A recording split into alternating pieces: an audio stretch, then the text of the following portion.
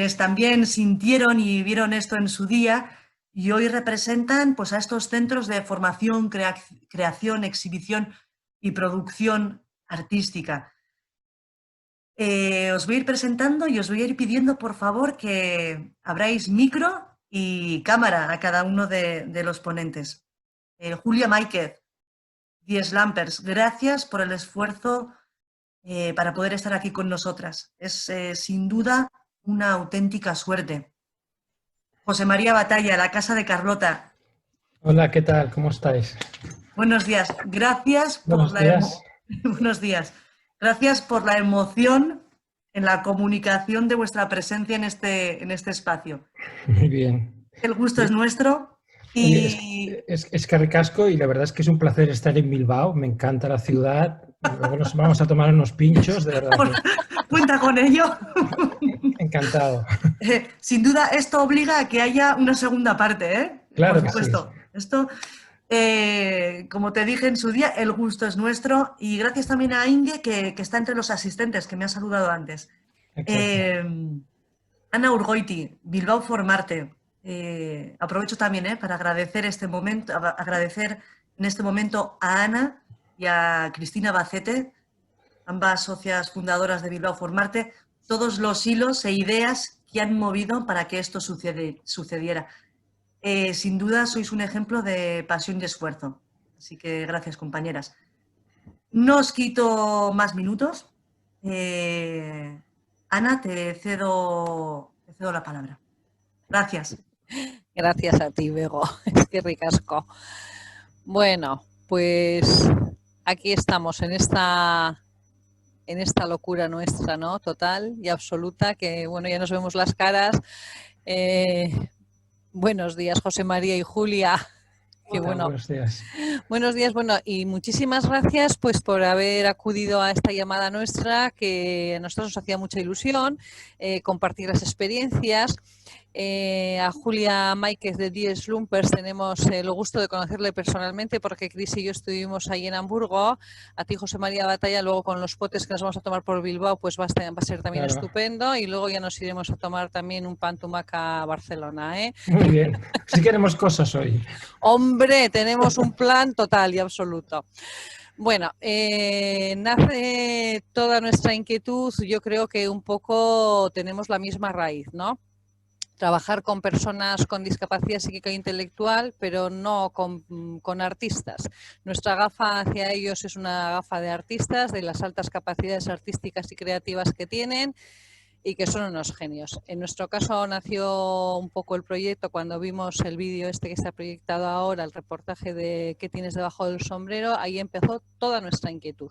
Y de allí ya pasamos a visitar a Julia Máiquez, a Die Slumpers y luego la Casa de Carlota, que la hemos seguido también por las redes, que algún día iremos a visitaros personalmente. Nosotras, que nos mueve la pasión, a vosotros también.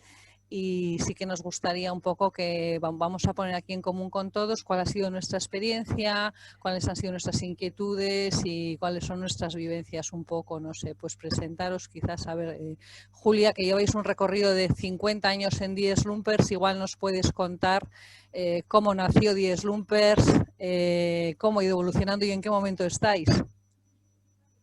Bueno, pues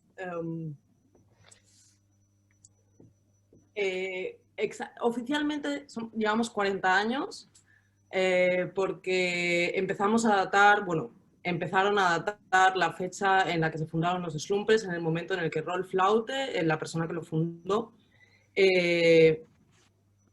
tuvo la idea de crear pues, un atelier en el que se basase básicamente, me gusta mucho, aparte de porque el documental es maravilloso, sobre Debajo del Sombrero, que se mostrase antes, porque es una súper buena introducción por mi parte, porque tenemos muchas cosas en común. Como vosotras visteis cuando vinisteis, ¿no? Sobre todo cómo empezó, cuáles son las cosas que nosotros definimos como más importantes, que definen a los Slumpers, en diferencia, por lo menos, a otros talleres en Alemania. Y es porque desde el principio, tal y como la persona que dirige Creative Growth algo muy importante es que somos un atelier donde ofrecemos asistencia a artistas que, bueno, que también tienen discapacidades psíquicas, pero eso es en segundo plano, o sea, ellos son artistas. Y lo que nosotros les ofrecemos es un sitio, asistencia artística por parte de los asistentes, como yo, y también asistencia en el momento de, pues, hacer exposiciones, generar catálogos, etc. O sea, nosotros somos una infraestructura para ellos. Y el hecho de que sea terapéutico es, como nosotros normalmente decimos, es un efecto secundario. Obviamente es terapéutico. Pero desde el principio, Rolf Laute quiso poner ímpetu a que esa no era la razón por la que él lo quería hacer. No sé, voy a intentar como resumir un poco, así los puntos, así de los años, porque vosotros queréis saber un poco la trayectoria, porque llevamos tantos años. Más o menos en el 78, Rolf Laute, que era artista, falleció hace un par de años, era artista, también era profesor de una universidad como artista, era profesor en una universidad de Bellas Artes, y también tenía su propia escuela de artes para gente que después del trabajo o para prepararse para la universidad y cosas así. Bueno, pues él lo que hacía en los 70 mucho como artista era que hacía arte en arquitectura. No sé exactamente cómo se llama en España, pero como que le ofrecían muchos proyectos para generar arte que estuviese integrado en arquitectura, o sea, arte en público.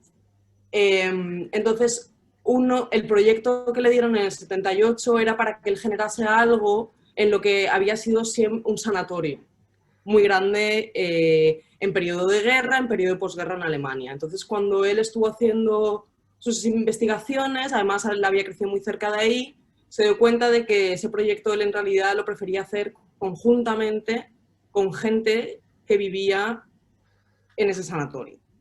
Entonces, ahí surgió todo, en realidad. O sea, ese proyecto conllevó 3 años y simplemente los procesos creativos de él junto con ellos es lo que le abrió un poco la curiosidad a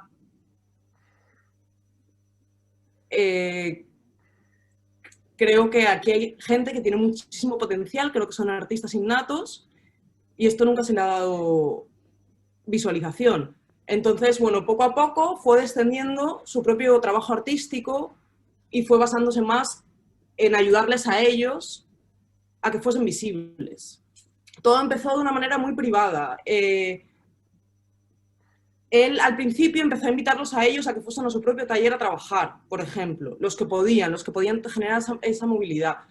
En algún momento, insistiendo mucho, buscando mucho por Hamburgo, le cedieron un sótano de un edificio donde vivían básicamente solo personas con discapacidades, le cedieron el sótano, y entonces él empezó a abrir de una manera privada, o sea, privada me refiero a que él financiaba, básicamente, un pequeño espacio donde ciertos artistas, creo que eran un máximo entre 6 o 10, los viernes, después de sus trabajos, porque muchos de ellos trabajaban en talleres, iban a él a hacer lo que ellos hacían como artistas y que nunca habían tenido ni el espacio, ni los materiales, ni nada para hacerlo. Y bueno, como he dicho, ¿no? En 1980 es cuando él decidió que eso es lo que él de verdad quería hacer, quería llevar a cabo, quería que la ciudad se involucrase, entonces por eso que decimos que estamos desde hace 40 años. En el 85, para intentar que todo fuese más oficial y para que con ello, con los años, empezase a tener algo de reconocimiento, financiación o lo que fuese, él fundó una organización sin ánimo de lucro, que es lo que se llama los slumpers. Los slumpers además se llaman así porque ese sótano donde estuvieron muchos años estaba al lado de una estación de trenes que se llama Slump, y ellos mismos empezaron a llamar así, no tiene más. Esta asociación que él abrió simplemente fue para que empezasen a poder obtener donaciones de gente, tanto como donaciones mensuales, que básicamente al principio eran amigos de él. eran amigos de él, otros profesores de la universidad, otros artistas. Esto era una parte de los amigos de él. Lo que yo también he oído es que mucha gente del mundo del arte en Hamburgo, por ejemplo, lo criticó muchísimo, como que estaba perdiendo el tiempo. Él era un artista que era bastante conocido en la región y aún así, pues, siguió con su instinto y lo montó. Montó esta fundación, empezaron a haber contribuciones, empezaron a haber donaciones y, bueno, con ello se podían permitir pues la creación, ¿no?, de los artistas. Esto fue pues hasta el 93, o sea, del 85 hasta el 93 funcionó así. O sea, seguía siendo algo relativamente privado, ¿no? Y que funcionaba solo a raíz de estas donaciones y que al principio solo eran los viernes por la tarde. Él intentó que la gente, por ejemplo, había muchas personas con discapacidades que realmente no tenían trabajo, entonces ellos siempre estaban solo en casa, en ese edificio donde ellos tenían el sótano. Entonces empezó como si quisiéramos a reclutar a la gente que realmente se pasaba todos los días en casa, que fueron algunos de los primeros slumpers. Empezaron a ir más días. Y bueno, y poco a poco. En el 93 fue un momento muy importante y muy crucial. Los slumpers negociaron, junto con las autoridades competentes de Hamburgo, algo que se hizo por primera vez en Alemania. Y es que se reconociese que eso que se estaba haciendo en ese sótano fuese trabajo y no fuese una extraescolar, por decirlo de alguna manera. Entonces, esto fue muy, muy, muy, muy importante porque fue el predecesor a que en muchos sitios en Alemania, poco a poco, también pasase. En otros géneros, a lo mejor en música, en teatro, en lo que fuese, muchos otros sitios tardaron 10, 12, 20 años en aparecer, pero solo por ese precedente legal empezaron a salir. Esto lo que conllevó a este diálogo y que las autoridades competentes lo aceptasen. Lo que se generó automáticamente fue que esas personas que trabajaban, esos artistas que trabajaban con Rolf en el atelier, pudiesen dejar los trabajos que estaban en ese momento, ya fuesen de jardinería, en una fábrica de velas, en una cocina, lo que fuese. Todos dejaron su trabajo, firmaron como si hiciésemos un contrato de que eran slumpers como oficio, que es como se llama el proyecto, para el Ayuntamiento de Hamburgo. Y entonces, para empezar, tenían derecho a seguridad social, derecho a la jubilación, seguro médico. Una vez todo eso estuvo asegurado, se podían permitir empezar a trabajar 5 días a la semana con ellos. Y bueno, como he dicho, eso fue en el 93. En el 98 los slumpers ya empezaban a tener bastante nombre. En la ciudad empezaban a tener bastantes ayudas, no gubernamentales aún, empezaron a tener gubernamentales, pero sobre todo seguía funcionando por ayudas, y entonces en algún momento se pudieron permitir, porque la ciudad les ofreció una oferta, como si dijésemos, bastante bien de precio, que se mudasen al antiguo matadero. El antiguo matadero es donde vosotras estuvisteis, en ese atelier. Entonces, ¿Seguís ahí, no, Julia? Exacto. Nosotros seguimos ahí desde el 98, ahí están los talleres, y también fue algo bastante importante porque por primera vez pudieron permitirse, por temas de espacio, el tener los talleres y la galería en el mismo sitio. Se restauró, bueno, había sido un matadero hasta que antes de que entrasen los slumpers, entonces se remodeló completamente y entonces se pensó ya desde el principio que tenía que ser ambas cosas. Tenía que ser de día talleres y por las tardes y los fines de semana tendría que ser un espacio de exposición. Y bueno, así sigue siendo, como vosotras lo visteis, solo que en el 2002 pudimos abrir una segunda galería, que es algo que Rolf siempre había querido por la razón de, o sea, lo que conocemos como White Cube, una galería de paredes blancas, sin toda esa atmósfera de talleres que es maravillosa, que la seguimos enseñando, que seguimos estando abiertos al público, pero él decía que eso influía mucho a la manera cuando uno veía las obras de arte. Es decir, si tú veías los ateliers y veías la obra colgada, obviamente influenciaba paralelamente.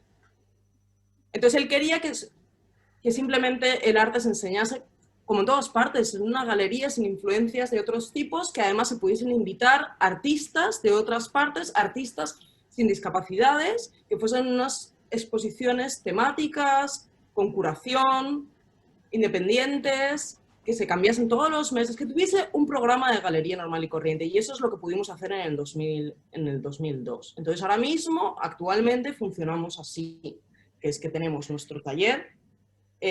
Actualmente trabajan 30 artistas, o sea que crecimos de los 10 a los 30, 35, va variando. Trabajan 5 días a la semana.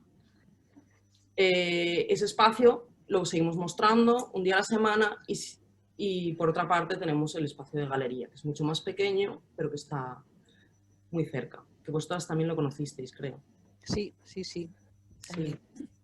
Sí. Y no estoy acostumbrada ni a hacer Zoom, No ni te a hablar preocupes. así del tirón, entonces a lo mejor tenéis bastantes preguntas. Vamos, sí, sí, vamos a seguir conversando, porque ahora nos va a comentar también, igual José María Batalla también nos cuenta cómo empezaron ellos. A ver, vamos con los inicios de todos, ¿no os parece? Sí, vale. Oye, es impresionante, Julia, de verdad. Os conocí desde hace tiempo, pero oírte hablar y con la emoción con la que lo estás explicando es súper enriquecedor, de verdad.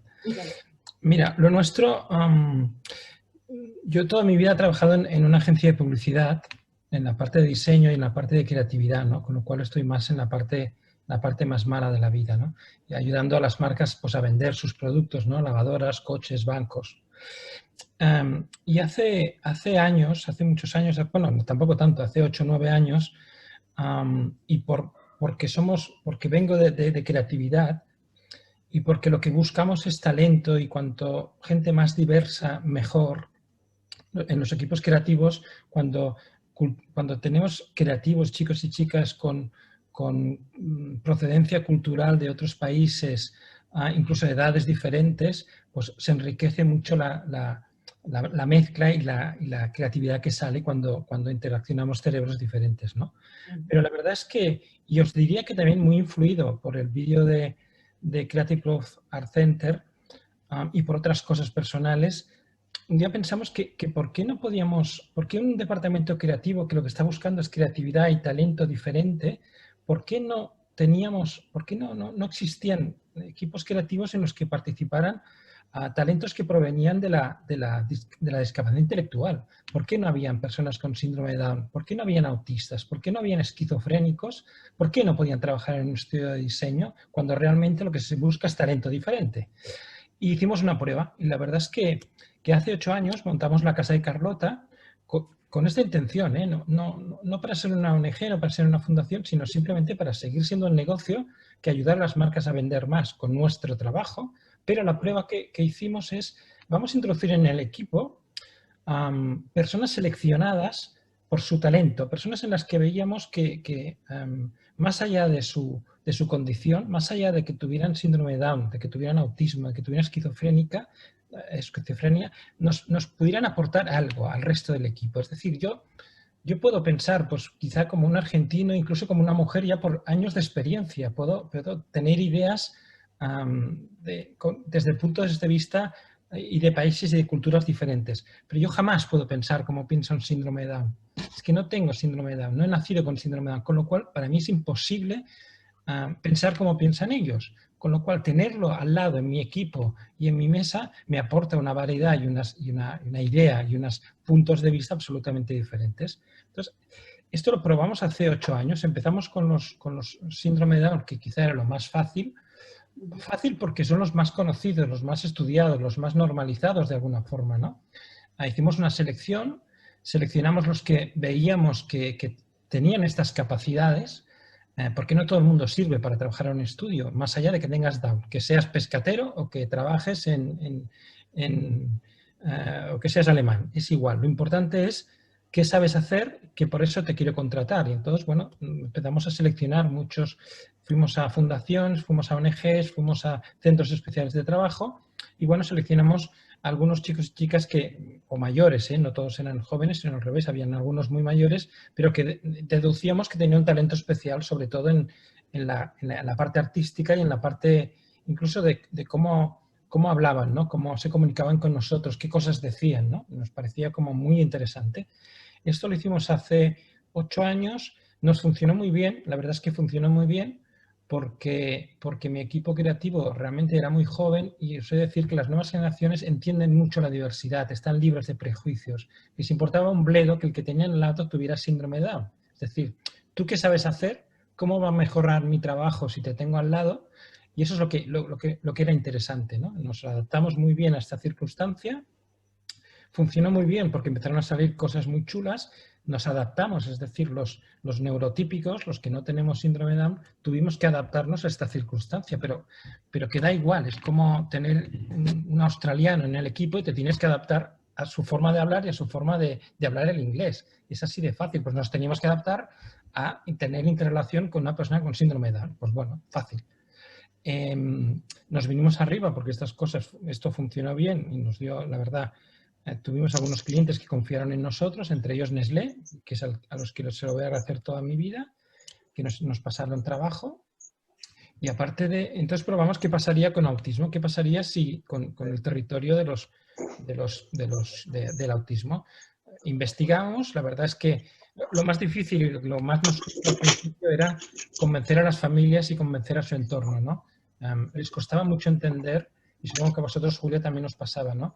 Que su hijo, que tenía síndrome de Down o que era un autista y que le costaba integrarse en la sociedad y que los empleos que le daban pues siempre eran los mismos, rutinarios, de camareros, de centros especiales de trabajo, monótonos, pues que yo le podía decir, oye, vas a trabajar en un equipo de diseño en el que trabajaremos para clientes como Nestlé, como Danone, como Coca-Cola. Esto era muy difícil de entender, nos tomaban un poco por locos y por soñadores, con lo cual teníamos que ir con mucho respeto y con mucho cuidado para no prometer cosas que eran imposibles. Salió bien con los autistas, evidentemente investigamos muchísimo, entendimos los diferentes niveles de autismo y diferentes niveles de capacidad.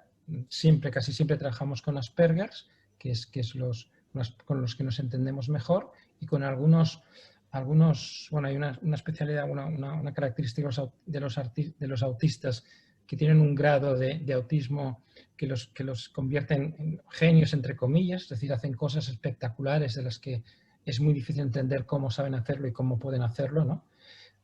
Pero que tenían habilidades para el arte. Pues ya, a partir de aquí pues ya entraron la parte de enfermedades mentales, en temas de personas con diferentes diagnósticos y nos ha funcionado. Y ahora, a día de hoy, la Casa de Carlota sigue funcionando, es una empresa que es rendible, que trabajamos para más marcas. Lo que nos costó mucho conseguir es que no nos vieran como qué buenos estos chicos que ayudan a personas con discapacidad intelectual a que su vida sirva para algo, ¿no? Nos costó muchísimo, muchísimo, porque nos venían trabajos de esto os gustará, y cuando les decíamos, no, pero es que esto os costará dinero a vosotros, esto es un estudio de diseño, ¿no? Tendréis que pagar por ello y además tendréis que pagar mucho, porque es muy difícil trabajar así. No teníamos subvenciones, nunca hemos tenido subvenciones, no tenemos parte de donación tampoco, es decir, es una SL normal. Y bueno, una vez ya nos dimos cuenta de que al final hubo una época en que venían a buscarnos por el trabajo, es decir, por lo que sabíamos hacer. Y porque contratamos a personas con discapacidad, no por su discapacidad, sino por su capacidad. Y esto era lo más importante y creo que es lo más trascendente que hemos llegado a hacer, ¿no?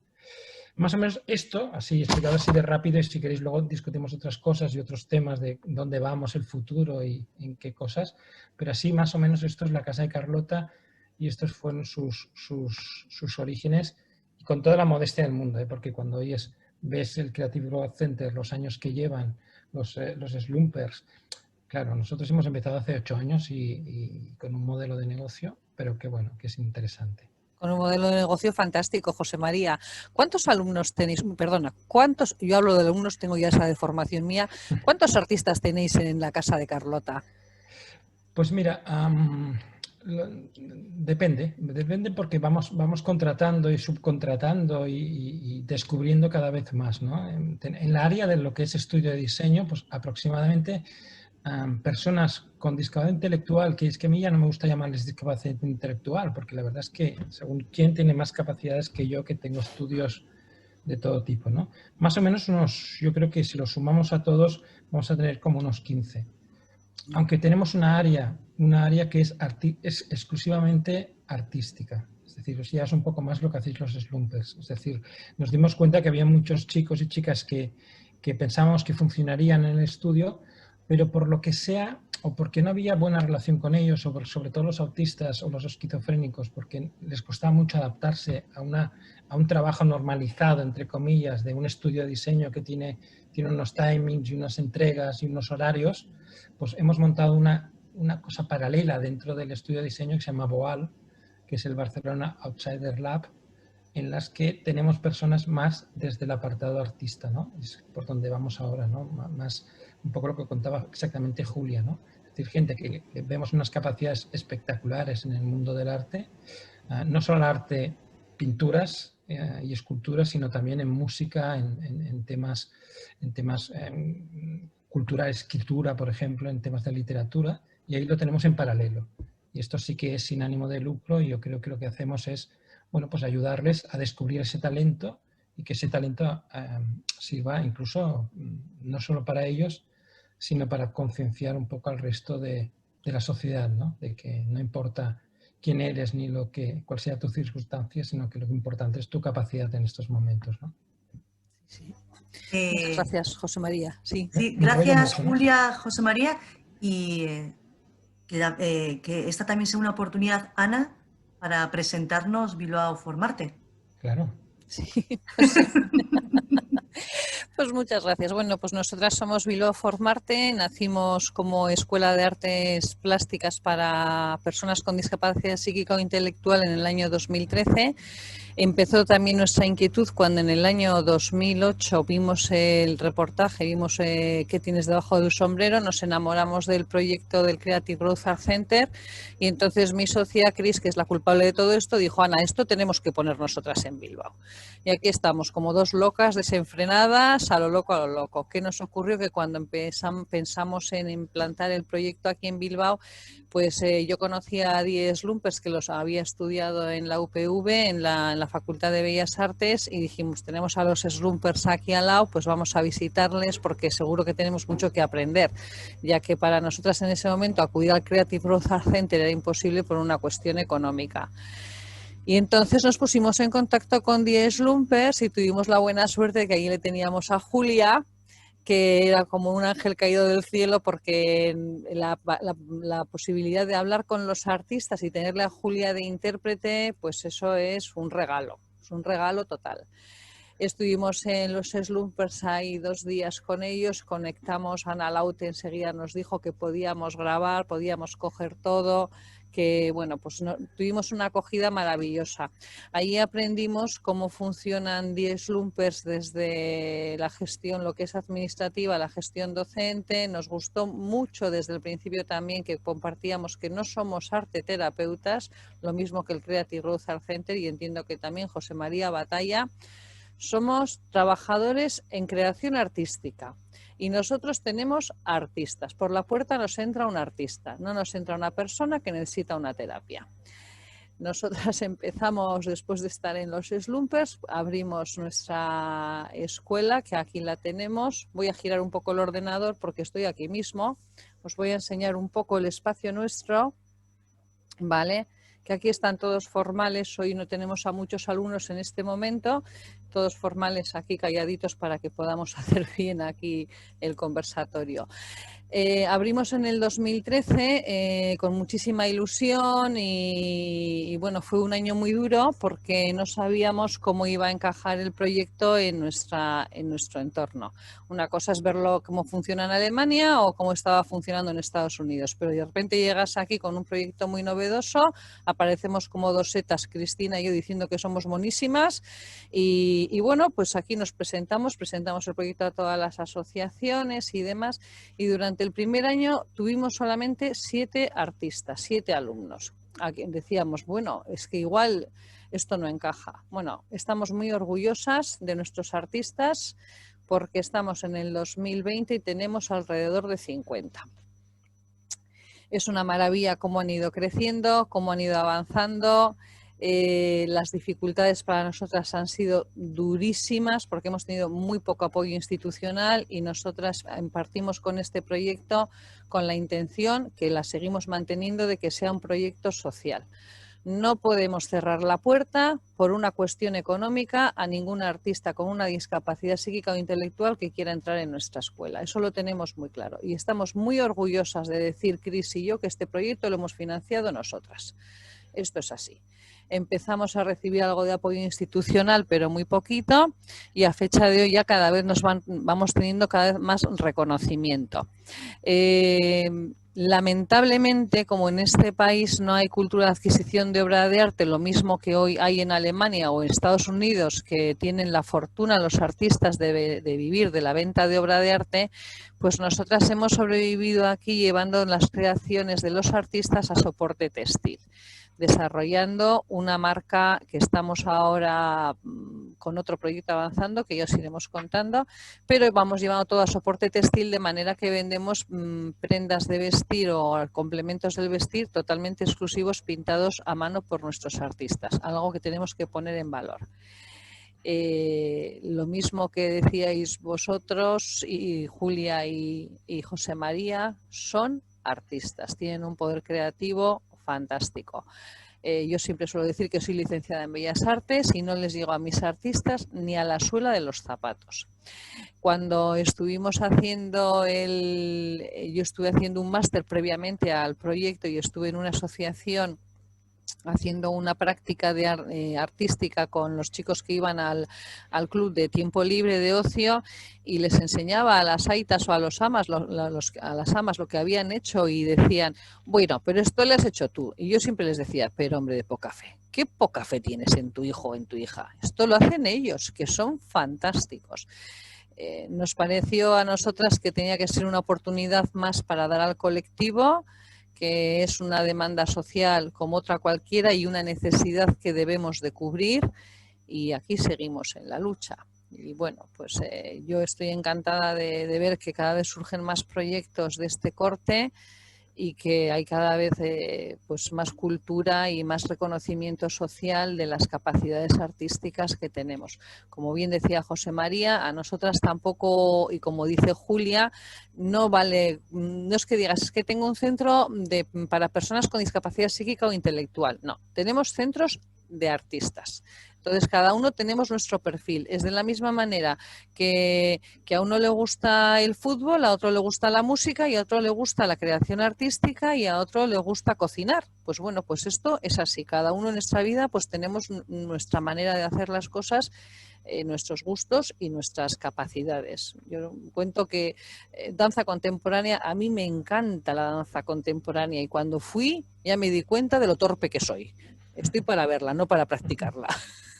Es así, es así. No sé, a ver. Julia, ¿cómo ves que los slumpers vayan a avanzar? La verdad es que cuando leí la lista de preguntas, ahí no sabía muy bien, en realidad nosotros, o sea, no sabíamos muy bien ni Ana ni yo qué contestar, porque realmente lo que queremos es poder mantenernos como estamos. Sí que es verdad que, por ejemplo, lo que estaba yo hablando con ella es que lo que ayudó muchísimo al proyecto fue que en los 90 y principios de los 2000, los slumpers tuvieron un par de exposiciones muy, muy grandes en museos. en el Museo de San Francisco, en un museo nacional en Italia y finalmente uno que para ellos era muy importante, que era el Museo de Arte Moderno de Hamburgo, que es como nuestro Thyssen. Y ahí es donde les hicieron una retrospectiva. Eso es, en realidad, lo que nos gustaría que siguiese funcionando, porque para nosotros es lo que creemos que a ojos de toda la gente que trabaja fuera de estos proyectos que nosotros trabajamos, es la manera más fácil y más sencilla de hacerles abrir los ojos de todo esto que estamos haciendo. Igual que José María estaba explicando, o sea, me encanta además bueno, me ha encantado escuchar cómo hacéis lo de la Casa de Carlota y bueno, de oír cómo vosotras seguís avanzando, que me he quedado fascinada. Porque me parece todo maravilloso, o sea, me parece que la base de todos los proyectos, ya sea de diseño gráfico, de diseño de producto, ya sea establecido luego en producto textil, en realidad nos basamos todos en lo mismo, tenemos los mismos ideales y simplemente están plasmados en diferentes maneras de llegar al mercado. Nosotros al fin y al cabo también estamos jugando con el mercado, o sea, nosotros también tenemos una galería, también vendemos. Sí que es verdad que tenemos ciertos beneficios, pero lo cual han tardado 40 años, pero nosotros el gran beneficio que tenemos es que no dependemos de la venta de arte. Juega un rol muy importante, obviamente, pero lo que a lo mejor me parecía interesante para los que no nos conocéis, y eso es lo que me cuesta un poquito a lo mejor explicarlo en castellano, porque las estructuras obviamente allí son muy diferentes aquí, ¿no? Pero ¿qué es lo que vosotras en su día os expliqué? Porque vosotras me preguntabais, ¿qué pasa cuando se vende un cuadro, no? Que es como la pregunta típica. O sea, me refiero, esto no me apetece contarlo ahora por el tema de dinero, sino porque me apetece comunicar el beneficio que eso tiene respecto a los artistas y respecto a su producción y a que no esté influenciado por la venta. Que como digo, es un privilegio enorme que tenemos y es que el sistema, tal y como funciona en Alemania, de personas con discapacidades psíquicas o mentales, que tienen un trabajo, lo que allí se llama trabajo de Werkstatt, trabajo de taller, ya como he dicho antes los ejemplos, ¿no? Ya sea en una fábrica de montar cosas, o ya sean jardineros, o ya sean artistas.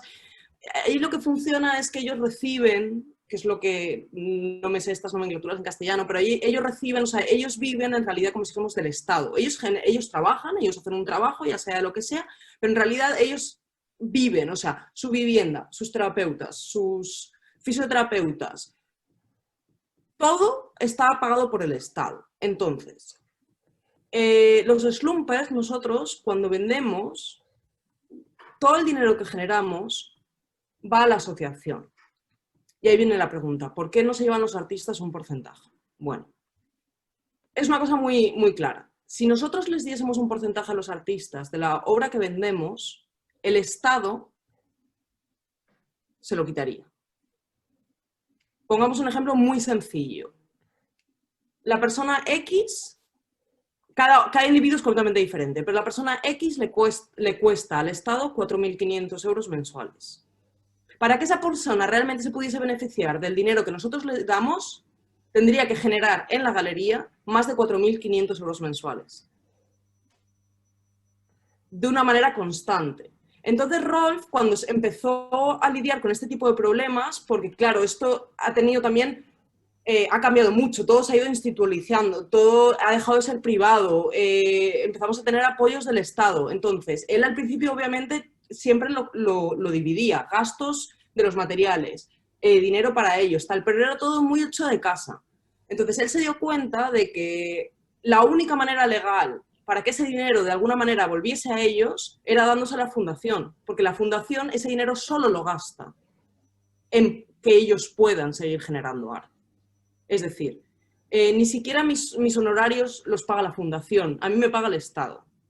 Lo que la fundación paga son todos los materiales necesarios para generar arte, los catálogos, las exposiciones, el alquiler de nuestra galería, en caso de que se hagan exposiciones en el extranjero, todo ese tipo de costes. Entonces, es la única manera que nosotros tenemos de poder devolvérselo a ellos. Esto tiene un gran beneficio, aunque al principio suene un poco raro todo. El gran beneficio para nosotros es que también no se crean diferencias entre los artistas que venden más y que venden menos. Es decir, tenemos, por ejemplo, nosotros un artista, Tonka, que trabaja básicamente en una instalación permanente durante 30 años. Es un espacio que solo es para él, en el que él es un performer, 5 días a la semana, 8 horas al día. Él forma parte de la instalación, él se pinta, y todas las esculturas que acaban saliendo de sus instalaciones a lo mejor tardan 2 años, porque todos los días trabaja en lo mismo, capa por capa, por capa, por capa. Y el resto son las paredes, el suelo, las estanterías. Nosotros lo hemos expuesto, hemos llevado su atelier a museos, lo hemos documentado, pero obviamente no es algo que se vende. Entonces, ¿por qué este artista que realmente es increíble lo que hace? Que a todos los trabajadores que nosotros trabajamos allí, que también tenemos background solo de bellas artes o que somos historiadores de arte, nos da 1000 patadas a todos. 10 veces, porque ese artista no podría recibir dinero y sin embargo una persona que trabaja de una manera mucho más gráfica, que no es menos, es maravilloso también lo que hace un artista, por ejemplo, que tenemos que trabaja de una manera, un autista que trabaja de una manera muy, muy gráfica, muy, muy rápida, es increíble la potencia que tienen sus cuadros, pero claro, es el volumen de trabajo que esa mujer produce es 1.000.000 de veces más grande que del otro artista. Entonces, esto es, digamos, lo único que podría decir en lo que somos, digamos, más social, si lo comparamos cómo funciona el mundo del arte. Uh-huh. Y también nos damos cuenta de que nos gustaría seguir siendo así porque nosotros tenemos mucho contacto con otros talleres en Alemania y, por ejemplo, hay otros que no tienen su propia asociación, que sí que solo viven o sus mayores, básicamente de lo que viven es del arte, y entonces nos damos cuenta de que obviamente se tienen que centrar en lo que da dinero, cómo funciona el mundo, porque si no, no pueden seguir viviendo. Entonces, eso es un punto que Ana y yo el otro día acordamos que nos gustaría que siguiese siendo así. Que por otra parte ninguna institución siga sin tener, nadie tiene nada que decirnos en qué producimos, ya que nosotros pagamos nuestros propios costes, nadie tiene el que decir en absolutamente nada de lo que nosotros hacemos, todo lo que se produce pertenece a la asociación. Nos encantaría que eso siguiese así y nos encantaría, bueno, el poder seguir haciendo proyectos internacionales para seguir abriéndole los ojos, sobre todo también en países en los que a lo mejor estén incluso más atrás que España, que menos mal que empiezan a salir proyectos increíbles y que me alegro muchísimo, obviamente, oírlo. Me hace muchísima ilusión personalmente porque mi razón hace 13 años de quedarme en Alemania fue porque yo no conocía ningún sitio sin España. Y porque aunque nunca hubiese sido mi idea de trabajar en un sitio así, fue algo que por casualidad descubrí, me fascinó y me encanta saber que aquí siguen habiendo proyectos igual de interesantes, de maneras muy diferentes, lo cual es maravilloso.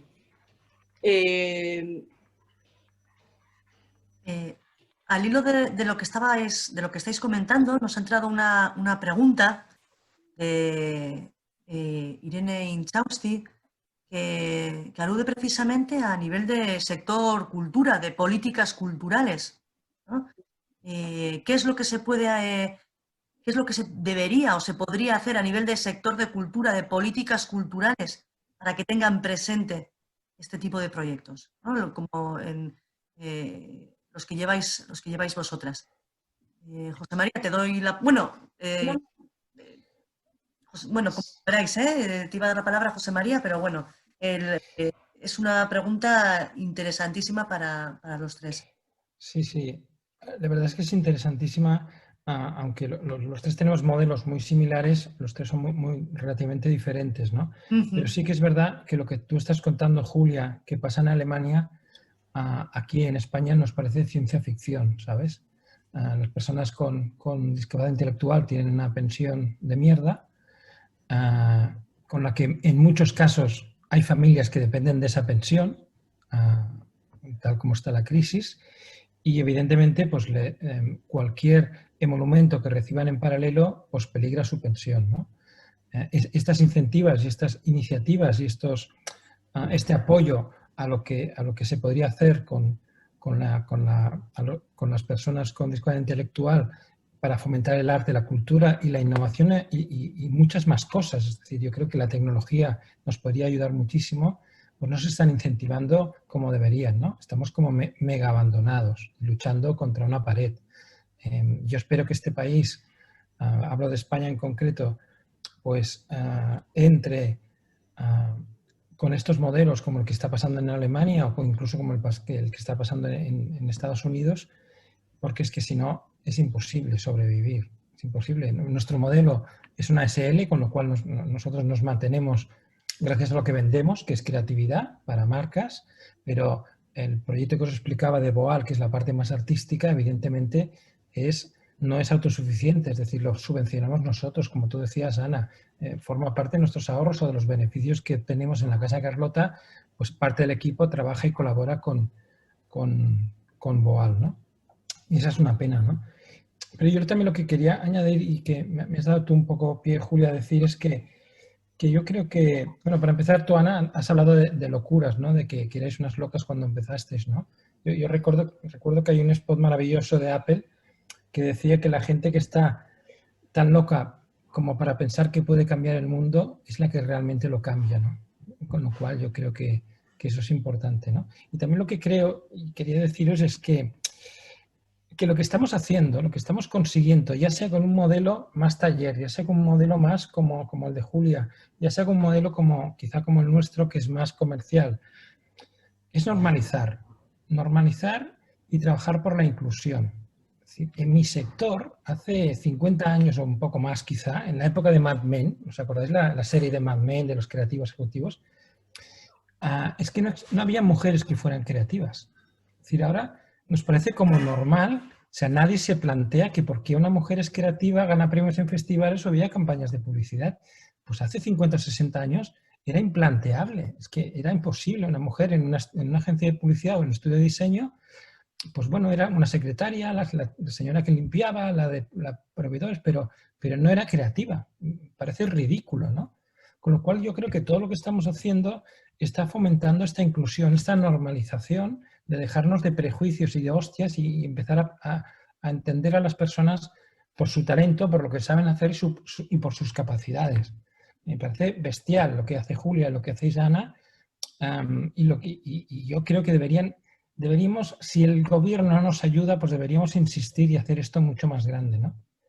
Mi sueño, que antes me preguntabas, es, pues bueno, como decía Roberto Carlos, el cantante, no el futbolista, a mí me gustaría tener 1 millón de amigos, ¿no? O sea, me gustaría tener 1 millón de casas de Carlota, porque eso significaría que el mundo está entendiendo la normalización y la inclusión, ¿no?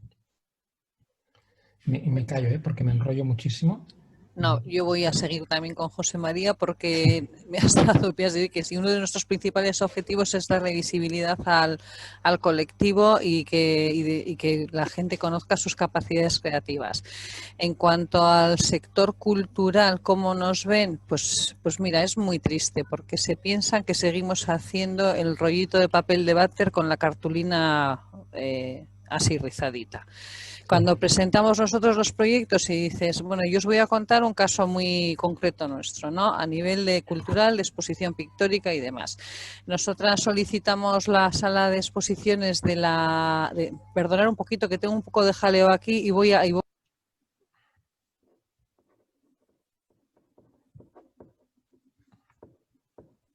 Pues aprovecho y tomo la... Ah, bueno, ya vine, ha sido rápido. He vuelto, es que estos son las cosas del directo que son tan encantadoras. Sí, bueno, pues nosotras solicitamos la sala de exposiciones de Juntas Generales de Vizcaya, que es una institución, y ahí exponen los estudiantes del máster de pintura de la UPV, de la Facultad de Bellas Artes de la UPV-HUI. Entonces nosotros dijimos, bueno, pues si están los de la UPV, nosotras también, nuestros artistas también tienen que estar ahí. Presentamos la solicitud, nos dijeron que como se trataba de un proyecto social, pues también teníamos derecho a tener espacio expositivo en esa sala, y nos plantearon una temática para la exposición. Nosotras trabajamos con la temática, que nos lo pusieron tan fácil que dijeron trabajar sobre Juntas Generales de Vizcaya. La verdad es que fue un poco arisco el tema, porque decías, ¿cómo empezamos a trabajar sobre algo que es tan abstracto, ¿no? Que puede ser así? Bueno, pero lo conseguimos. Conseguimos que nuestros alumnos visitaran las casas de juntas de Vizcaya, que son las de Guernica, Gerediaga y Avellaneda, y cada uno de los alumnos y de las alumnas se fue quedando con lo que más le interesaba a nivel histórico, icónico. Bueno, de ahí se sacó una obra bastante maja. 15 días antes de la inauguración de la exposición, el responsable de la sala me dijo, ¿puedo pasar por el taller para ver las obras? Y le dije, sí, sí, puedes pasar tranquilamente. Y le dije a Cris, literalmente están cagados de miedo, porque se piensan que les vamos a presentar el rollito de papel higiénico con la cartulina rizada. Y entonces cuando vino aquí el responsable y vio, le enseñamos las obras que había, pues nos dio la enhorabuena porque se quedó francamente sorprendido. Dado el éxito que tuvimos con la exposición, yo solicité que todos los años tenía que tener derecho a una exposición anual en esa sala y nos dijeron que sí. Y al año siguiente propusieron trabajar con el tema de igualdad de género. Y entonces hicimos la exposición de Anónima, un trabajo también precioso. Son 10 meses de trabajo lo que nos lleva para conseguir la exposición, porque se trabajan contenidos, se trabajan ideas, se trabajan muchísimos conocimientos para que luego cada alumno y cada alumna desarrolle su propio proyecto. Y también en vísperas de la exposición se presentó otra vez aquí la persona responsable de la sala y dijo, Anónima, vaya, ahí está, es que ricasco Bego. Dijo, pues es que vengo a ver las obras, dice, porque a ver cómo van. Total, bueno, pues les pusimos también otra vez las obras como pudimos aquí en nuestro taller y dijo, os voy a dar una matrícula de honor porque es fantástica. Y le dije, pero hombre, de poca fe. Digo, pero todavía no te vale, que el año pasado ya te demostramos que hicimos una exposición buena, con contenido, que bueno. Dice, sí, sí, pero es que tenía miedo de que fuera muy similar a la del año pasado. Digo, no, hombre, no, que la temática es totalmente distinta. Entonces, ¿cómo va a ser la exposición igual? Entonces, ¿qué pasa en el sector cultural con nosotros, Irene? Pues que no nos ven. No nos ven porque no nos ven en muchos sectores y en el cultural tampoco. Nosotras hemos presentado al Departamento de Cultura del Gobierno Vasco algún proyecto y nos lo han desestimado siempre y pensamos que la mayor razón para desestimarlo es porque tienen miedo a que el resultado sea pobre, porque no nos creen. Y eso es lo que tenemos que conseguir, que la sociedad nos crea, que la sociedad nos reconozca, que la sociedad vea que tienen posibilidad de seguir trabajando y de seguir formándose. Una de nuestras principales motivaciones para abrir Bilbao Formarte fue que cuando los alumnos con discapacidad psíquica o intelectual llegan a los 20 años, las aulas de educación especial les cierran las puertas y no tienen posibilidades de seguir formándose. Y el arte es universal, el arte no tiene barreras y a través del arte se puede seguir formando una persona. Y es más, toda persona que no haya tenido un mínimo de formación artística no está bien formada. Así que nuestros alumnos y nuestros artistas están por encima de muchos que hay por ahí que se piensan que tienen un título universitario y que están mejor. Pues no. Nuestros alumnos, muchos estarán mejor que otras personas que no hayan tenido relación con la educación artística. Eso por un lado. Otra cosa que os quiero contar que también me parece muy interesante. Nosotras, como abogamos por la inclusión, contactamos con la UPV, con la Facultad de Bellas Artes de la UPV, porque queríamos que nuestros alumnos y nuestras alumnas tuvieran también allí una vez a la semana o en algún momento dado un contacto también con la universidad, con la Facultad de Bellas Artes, porque no se les puede cerrar la puerta y entendemos que el arte es un vehículo de aprendizaje para ellos. Y también el hecho de que nuestros alumnos y nuestras alumnas tuvieran una clase práctica dentro dentro de la UPV nos parecía una idea fantástica porque el resto del alumnado de la UPV también tiene mucho que aprender de nuestros artistas. Pero nos encontramos con dificultades administrativas, como que, por ejemplo, no pueden estar dentro de la universidad, no puede haber nadie que no sea un estudiante o un trabajador, por una cuestión del seguro escolar. O sea, bueno, pues ahí estamos, pero seguiremos avanzando. Dejo aquí. Pues aprovecho y recojo una pregunta que nos lanza Cris Vidal. Cris te cuenta que trabaja en un estudio de arte con gente que ha superado lesiones cerebrales adquiridas. Este estudio de arte está en Londres. Submit to Love Studios. Dice que le está pareciendo muy interesante todo lo que estáis planteando y que le gustaría preguntarle a José María, ¿cómo ves Boal de aquí en 5 años? Ahora mismo está financiado por vosotros.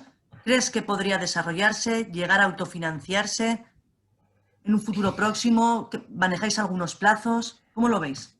Gracias. Gracias. Hola, Cris. Si eres la Cris que me imagino, pues te lanzo un abrazo enorme. Y si no, te lo lanzo igual, por si acaso. Pues mira, realmente Boal pensamos que debería ser... a ver, el futuro de Boal pasa por tener una financiación. Es decir, no, lo que producimos, el arte que puede salir de Boal, dudo que de alguna forma pueda mantener una organización por Boal, por pequeña que sea, ¿no? Teníamos que dedicarle mucho esfuerzo y casi empezar de cero, ¿no? Y entonces lo que estamos intentando, y yo creo que más allá de luchar con la administración, que es lo que nos va a costar muchísimo también, porque es muy difícil y los tiempos están muy duros, quizá lo que estamos buscando es que las empresas que ahora trabajan mucho el tema de la responsabilidad social, el tema del activismo, el tema de la implicación y el meterse en temas de impacto social, yo lo que creo que este tipo de proyectos, sobre todo la Boal dentro de la Casa de Carlota, podrían ser muy interesantes para estar dentro del portfolio, dentro del interés de una marca potente que quiera demostrar de alguna forma que como marca no solo vende lavadoras, coches o créditos bancarios, sino que también como marca se preocupa de cambiar cosas trascendentes. Es decir, no solo no emito CO2 o trabajo para la igualdad salarial entre hombres y mujeres, sino para cosas tan trascendentes como trabajar para la inclusión. Entonces, creo que en nuestro caso, ya que lo preguntas, Cris, nuestro modelo funcionaría si encontramos una marca que quiera, una empresa que quiera incluir un Boal dentro de su apartado de responsabilidad social. Pero no para que le ayudemos a vender más lavadoras o más coches, no, sino porque éticamente consideran que parte de sus beneficios o parte de su inversión o parte de su imagen como marca pasa por cambiar cosas trascendentes en el planeta, ¿no? Así como hay marcas que se meten y que ayudan pues, a limpiar los océanos, a restaurar monumentos y centros artísticos, también deberían haber marcas que destinaran parte de su presupuesto a financiar y a potenciar proyectos de este tipo, tanto el nuestro como el de Ana, como el de Julia. Es decir, en este país hacen falta recursos que si no salen del Estado y no salen de alguna forma de autogestionables por nuestra parte, deberían salir pues, de las marcas. Entendiendo también que les tenemos que dar una compensación, es decir, no es caridad, no es que nos tengan que dar dinero para poner en marcha esto, sino que de alguna forma también sirva para su imagen corporativa, para que los propios empleados digan qué bien trabajar en una empresa que gracias a esta empresa se está cambiando algo en este país. Esto yo creo que sería una cosa muy interesante hacer, ¿no? También creo que cuando tú decías, Ana, y ponías el ejemplo de que todavía os ven como que hacéis cosas manuales, de cositas para... También hay organizaciones que fomentan esto, ¿sabes? También hay organizaciones que siguen todavía con el modelo antiguo o con el modelo de vamos a seguir haciendo tapetes para las mesitas o florecitas de lona. Que eso está bien, pero no nos ayuda a transformar. No, es que ahí tenemos un problema que, claro, a nosotros cuando dicen, ¡ay, qué bien, hacéis manualidades, así se entretienen y tal! ¿no? Claro. No, es que esa no es la filosofía. Es que hay una falta de profesionalización del sector importante, que hay asociaciones que lo que siguen teniendo pues son eso, pues talleres de manualidades que pueden estar muy bien para quienes les gusten y para que quieran pasar un rato o hacer tal, bueno, pues está bien, ¿no? Pues a mí también me gusta hacer punto cuando estoy delante de la tele, hombre, no lo voy a negar.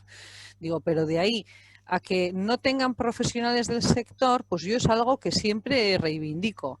Es que si tú quieres trabajar con la creatividad en tu asociación o te pones esa frase en tu página web, contrata a profesionales que trabajen en el sector. Me da lo mismo si son arquitectos, si son diseñadores, si son personal de bellas artes, lo que sea. Nosotras siempre decimos que aquí somos profesionales. Aquí tenemos perfiles de bellas artes que son las que imparten las clases. No tenemos un espacio de tiempo libre de pasar el rato y de venir. No, venimos a trabajar en creación artística con profesionales. Creo que Julia nos puede decir que ellos funcionan igual en Die Schlumpers. Sí, o sea, lo que es igual es que todos los trabajadores, o sea, ninguno de nosotros procede de la psicología o somos terapeutas o nada. En realidad somos todos artistas. La directora es historiadora artística, que bueno, es la hija de Rolf, el fundador. Y todos venimos del mundo creativo. Lo único que a lo mejor es diferente, ni mejor ni peor, es simplemente un acercamiento diferente, es que nosotros no... En los Schlumpers no se dan clases. No se dan clases porque, bueno, como he dicho, es un acercamiento diferente. Nosotros no somos un centro de formación, sino que, como he dicho antes, que los hay también en Hamburgo. Lo que queremos es que prevalezca la manera que cada artista tiene de expresarse. Entonces, por otra parte, entonces no pensaría, entonces, ¿para qué están los asistentes artísticos ahí? Porque eso es lo que somos. Nosotros no somos profesores, somos sus asistentes. Es decir, obviamente cuando un artista desea aprender una técnica nueva de algo, nosotros estamos ahí para ofrecérsela. Cuando nosotros tenemos, por ejemplo, una imprenta de linóleos, tal, cuando un artista tiene interés en hacer eso, le enseñamos cómo se hace la técnica del linóleo, imprime con nosotros. Esas cosas sí suceden, pero suceden solo si es interés de ellos, si viene de ellos. Por otra parte, tenemos una estricta norma de que nosotros jamás manipulamos absolutamente, aunque sea por fines pedagógicos o por enseñar, nunca manipulamos absolutamente nada que ellos manipulen. Y bueno, por ejemplo, lo que nosotros podemos hacer es, lo que nosotros a veces hacemos es cuando vemos un artista en nuestro estudio puede estar perfectamente, a lo mejor 3 años, pongamos, dibujando exactamente las mismas cosas una vez después de otra. No tenemos ningún problema. Eso es lo que él quiere hacer, es la manera, es de hecho de lo que trabaja, de lo que se trata su trabajo, de esa repetición, de ese... Todo perfecto. En el momento en el que nosotros percibimos que eso no es porque él lo quiera hacer, sino porque es por un estancamiento, es por aburrimiento, puede ser, por lo que sea. Entonces, cuando nosotros empezamos a sugerir, por ejemplo, cambios de formato. Bueno, llevas dibujando desde hace 2 años en un blog de A4. ¿Qué te parece si de repente vemos qué pasa si pintas en una pared? ¿Qué pasa si del bolígrafo cambias al pincel? Experimentamos con ellos. Vemos cuál es su reacción, qué es lo cómo cambia su trabajo, si a ellos les gusta, si lo quieren seguir haciendo, si no lo quieren seguir haciendo. Nosotros somos herramientas para ellos. Nosotros, sí, no sabría cómo definirlo mejor que eso, que no somos sus docentes, sino que somos sus herramientas. Y nosotros estamos a su disposición de todo lo que ellos necesiten o de lo que quieran aprender. Y ya está, básicamente. Aprovecho y recojo otro comentario que nos deja Teresa Lafragua, quien dice que conoce bien Formarte y le parecen espectaculares, así lo dice ella y así lo voy a recoger. Que ha tenido la suerte, ¿no?, de, además de ver esas exposiciones, de haber estado en algunas formaciones también de Formarte y cómo trabajan estos artistas, como dice ella, que tienen una creatividad que ya quisiera ella. Aprovecha para felicitaros a todos por la labor ardua. Yo creo que eso sí que es un reconocimiento general, ¿no? El esfuerzo y el gran trabajo que realizáis desde los diferentes proyectos. Y apunta Teresa que las instituciones tendrían que tener la obligación, ¿no?, de colaborar con estos proyectos, y que así lo expresa. Y que los ciudadanos, las ciudadanas, tenemos derecho por igual, ¿no? Aquí volvemos al tema que surgía al inicio de este seminario, ¿no?, cuando hablábamos de los derechos humanos y por lo tanto de los derechos culturales, ¿no?, de acceso a la vida cultural, de poder disfrutarla, pero también a toda la parte de producción cultural. Me contaba el otro día, bueno, me apuntaba José María, que habéis tenido la oportunidad desde la Casa de Carlota de presentar vuestro modelo en Naciones Unidas. Nosotras en Unescoechea también es muy importante llevar estas prácticas que evidencian cómo se está trabajando en pro de los derechos culturales, y también llevarlos a estos espacios y foros internacionales. Si quieres comentarnos un poco aquella experiencia, José María. Sí, fue hace 2 años que con motivo del Día Internacional del Síndrome Down, la Organización de Naciones Unidas en Estados Unidos, bueno, en Nueva York, ofreció la posibilidad o seleccionó una serie de empresas a nivel mundial que estaban trabajando por la inclusión y la normalización de las personas con síndrome Down en este caso, ¿no? Entonces allí pues tuvimos la suerte de que una de las empresas seleccionadas en este país fuimos nosotros, más bien como modelo de negocios, como salíamos de la beneficencia, la caridad, que era lo típico, o el de dar trabajo, solo dar trabajo a personas con discapacidad, y al revés, lo convertíamos en negocios, es decir, bueno, coincidimos con empresas pues como Specialisterne, coincidimos con empresas como, bueno, con teatros, con iniciativas que nos abrió mucho los ojos, ¿no? Y nos dimos cuenta de que es importante que instituciones como, pues en este caso como UNESCO o la ONU en ese día, la labor que hacían. Es decir, no era una reunión de ¿qué hacéis con estos pobres chicos que les estáis ayudando a vivir mejor?, sino cómo incluir a estas personas dentro de la sociedad, ¿no? Olvidando sus diferencias, ¿no? Y aprendimos cosas bestiales. También nos dimos cuenta que Estados Unidos no está tan avanzado como pensamos, que bueno, que es mucho bla, bla, bla, pero también después tangibilizar. Aquí en España vemos chicos con discapacidad intelectual por la calle y tampoco nos asombramos ni lo encontramos como normal, ¿no? Yo en Estados Unidos no veía ninguno por la calle, en Nueva York, vaya. Y esto es algo que también hemos de entender, ¿no? La verdad es que la experiencia fue maravillosa para ver que somos una pulguita en el mundo y que ojalá hayan más iniciativas de este tipo, ¿no? Para fomentarlo, ¿no? Ana, antes apuntabas, ¿no? Bueno, pero eso lo contaré luego porque son como líneas de trabajo a futuro. ¿Qué tenéis entre manos? Pues nada, nosotras seguimos con nuestra locura. Pues nada, como decía José María Batalla, pues que, no sé, como más, bueno, es igual, pero que estamos cada vez más locas. Bueno, nosotras a medida que hemos ido avanzando con el proyecto, bueno, pues nos encontramos como que empezamos un poco como escuela, ¿no? También puntualizo un poco, como dice Julia, que nosotras no tocamos la obra, sino que somos un poco su vehículo, ¿no? Para que lleguen a desarrollar la obra, porque evidentemente trabajamos con la creatividad, no trabajamos con el academicismo, y se respeta totalmente el proceso creativo de cada uno y cada una de las artistas.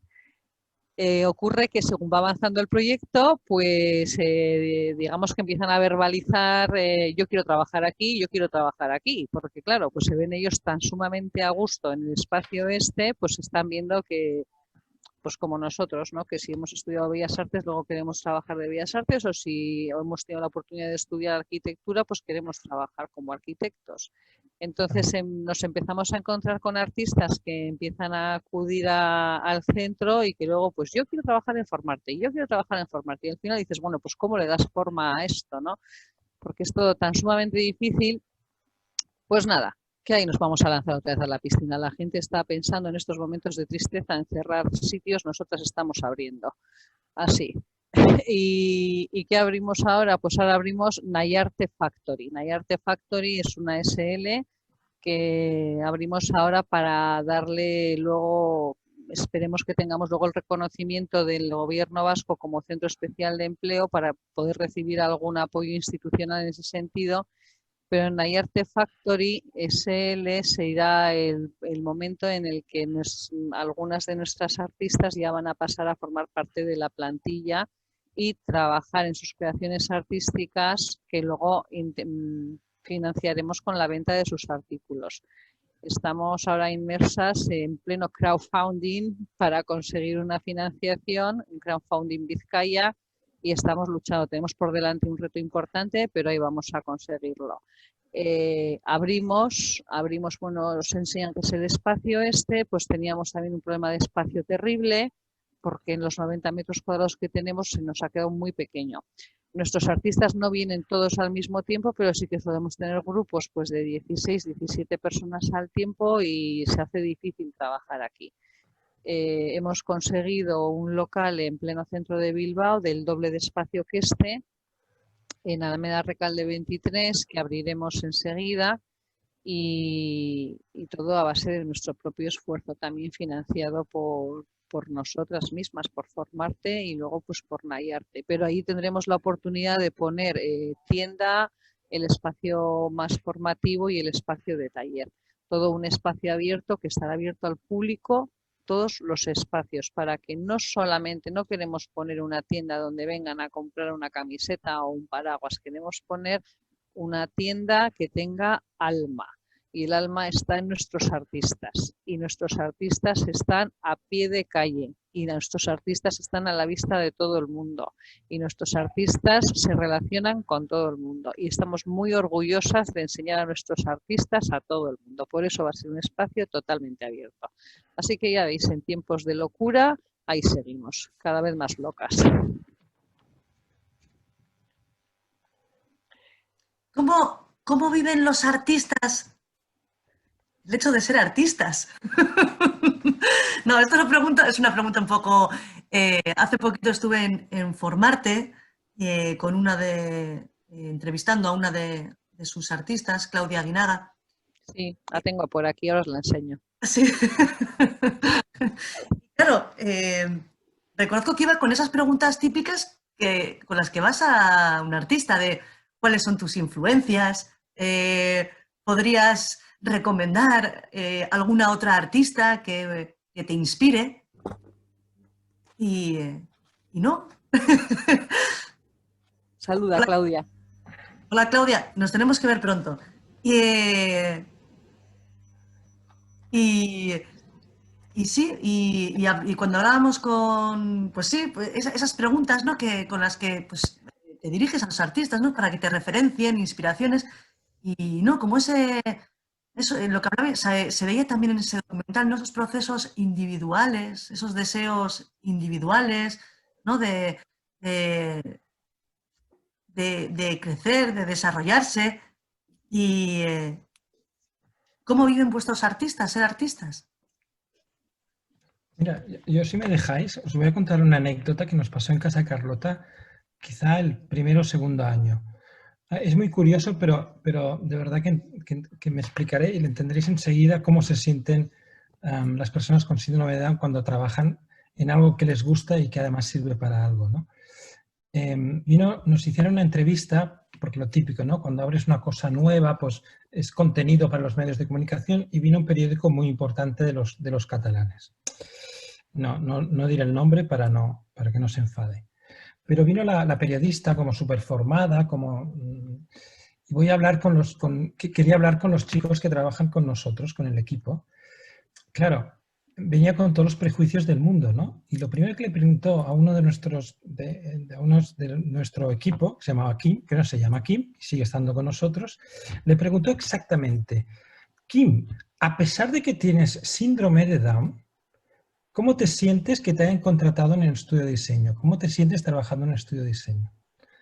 ¿Sabéis lo que le respondió? Pues que es bestial. Se le quedó mirando y le dijo, oye, yo no tengo síndrome de Down, ya lo he dejado. Es decir, a su manera, lo que le estaba diciendo ya os lo podéis imaginar. Es decir, a mí no me metas en el colectivo de los tontitos, porque no soy tontito. Me pagan un sueldo por trabajar aquí y lo que yo hago se vende en los supermercados. Con lo cual, no me trates como un niño pequeño, porque yo vengo aquí a trabajar. O sea, me pareció una respuesta tan ingenua, pero tan potente, que siempre lo explico y me apetece explicarlo porque entiendo cómo se sienten ellos cuando entran en un sitio y los tratan con absoluta normalidad y al revés, con admiración. Me imagino que los artistas de los que hablaba Ana, de los que habla Julia, cuando ven sus obras colgadas, cuando ven gente que pregunta quién lo ha hecho, cómo lo ha hecho, pues deben sentir un orgullo propio, incluso su propio entorno, ¿no? De la credibilidad, ¿no? El realizarse como persona y como ser humano. Ya no estamos hablando de una persona que se ha curado de una enfermedad, al revés, es una persona, un ser humano que lo que necesita es que le reconozcan por ser humano con una capacidad especial para hacer una cosa, nada más. Yo creo que, no sé, perdona que me haya metido, ¿no? Pero me apetecía mucho explicar este ejemplo, Bego. A lo mejor por una pregunta creo que fue la primera pregunta que dijiste, de cómo podemos tener visualización o cómo poder... me gustaría también contar, estaba pensando, a ver, cuando me habéis preguntado antes qué queréis los Slumpers en el futuro, más o menos eso es en realidad lo que estaba diciendo, queremos seguir teniendo bastante presencia a nivel internacional o en museos institucionales, porque eso realmente es lo que le abre los ojos a la gente del valor que eso tiene y del reconocimiento que eso debe tener. Por otras cosas, pero luego también por toda la problemática que estabais contando en España, que también hay mucha en Alemania, hay mucha en todas partes, en realidad es como tú estás, José María, como tú estabas diciendo de lo de Mad Men y todo eso, sería impensable que las mujeres sean creativas y tal. Bueno, esto es todo un proceso muy largo que depende del sitio, tarda más, tarda menos, está en un punto o está en el otro, pero a mí me parece que todo esto en realidad, o sea, nosotros como profesionales en estos proyectos tenemos que luchar para esa visualización a nivel profesional, ya sea como productos en el diseño gráfico o en instituciones o en exposiciones, tal, porque es lo que nosotros podemos hacer. Eso sí, a mí me parece que hay otra parte fundamental, que es la única, que aunque sea a largo plazo, que es la que realmente trae consecuencias buenas, y es en la educación. Todo esto es un problema social, en realidad. El hecho de que esta periodista, que estaba totalmente Condicionada, sí, sí. sí, y todo, formulase la pregunta de la manera que la formuló, que es totalmente, bueno, es un insulto, básicamente, es una falta de respeto, y ella ni siquiera fuese consciente de ello, es el perfecto ejemplo de por qué hay un problema a nivel educacional. A nivel educacional es de todos nosotros, de por qué la mayoría de la población no tiene relación con personas que padezcan, que padezcan sería otra palabra en alemán, que tengan discapacidades físicas, mentales o psíquicas. O sea, todos esos tabús, todos esos miedos, todos esos prejuicios, el hecho de que vosotras en Bilbao os esperasen que tuviesen los rollos de papel higiénico, todo eso, esto es ignorancia al fin y al cabo. Es ignorancia y es por una falta de integración a nivel escolar. Yo hace ya muchos años que no vivo aquí, no sé qué cosas han cambiado, no sé cuál es la integración en las escuelas, no sé, pero a mí me parece que es un punto importantísimo. Lo único que sí que puedo decir es, y no intento para nada vender de que Alemania en este ámbito sea la panacea, ni aquello sea una maravilla. De hecho, me gustaría hacer un comentario de lo que mi jefa en su día, por mi fascinación de cómo funcionaba todo en Alemania, me dijo, y fue, no te olvides que en Alemania estamos tan por delante en comparación con otros países como España por un único motivo, y es la Segunda Guerra Mundial.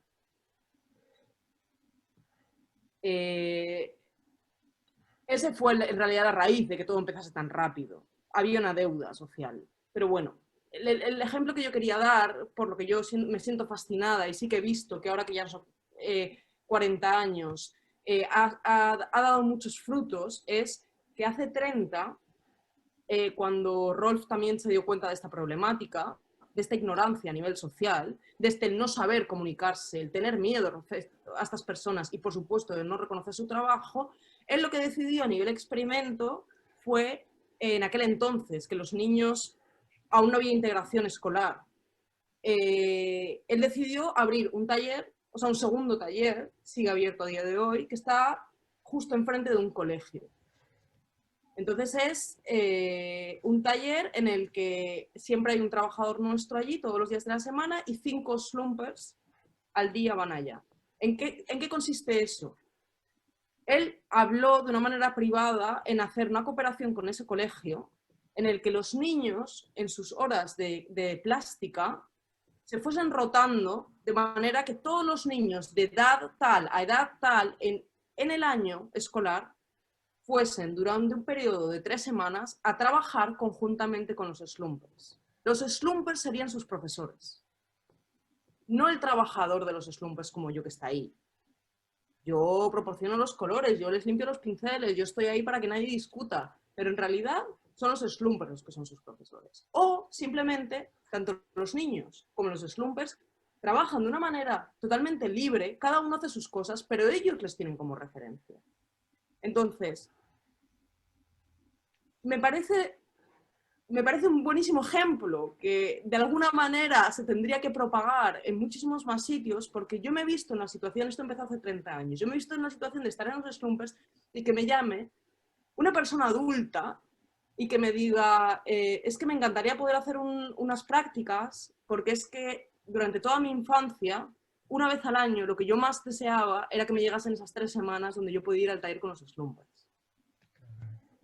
Entonces, no solo eso, tenemos por ejemplo un catálogo en el que hicimos en el aniversario de los 30 años de los niños con los slumpers, donde, aunque parezca bastante kitsch, me parecía increíble, porque empiezan desde muy pequeños. Entonces, habían muchas frases de que habían dicho los niños sobre los slumpers. Se metió todo. Lo que fuese ofensivo, se metió todo lo que pensasen. La mayoría, el 80%, 90% de los comentarios que los niños decían respecto a los slumpers eran yo de mayor quiero ser un slumper. Yo de mayor quiero ser tan buen artista como un slumper. Me encantaría poder llegar a ser tan buen artista como él. Ese es el fin. El fin es que un niño de 6 años diga, yo quiero ser como esa persona de mayor. Claro. O sea, y eso no se puede conseguir de una manera mejor que desde la infancia. O sea, esa persona, desde que tiene 6 años, tiene un respeto absoluto por ese adulto de 60 años, que siempre se la ha visto como una persona con discapacidades, pero a ojos de ese niño es el artista más increíble que ha visto hasta el día de hoy. Claro. Y que a raíz de eso han querido ir a museos. Y que a raíz de eso se han sorprendido de que cosas que veían en los museos no les gustaba tanto como lo que habían visto de ellos. Entonces esa inquietud, ese respeto, ese no tener miedo, el haber participado verbalmente y haber pintado con ellos y haber hecho con ellos, eso moldea el cómo vas a ser tú como adulto. Porque obviamente ninguno de nosotros tiene ningún tipo de tabú o de barrera o tiene ningún problema o nuestra empatía es increíble en este aspecto, pero yo sí me acuerdo de cuándo fue la primera vez que yo tuve contacto con una persona con autismo. En mi caso fue fascinación absoluta, pero sí que me acuerdo que para mí era un mundo completamente abstracto, que obviamente lo sigue siendo en muchos aspectos, ¿no? Pero también veía a la gente a mi alrededor que en realidad lo que tenían eran miedo. Entonces, bueno, no, me he enrollado un poco, pero me parecía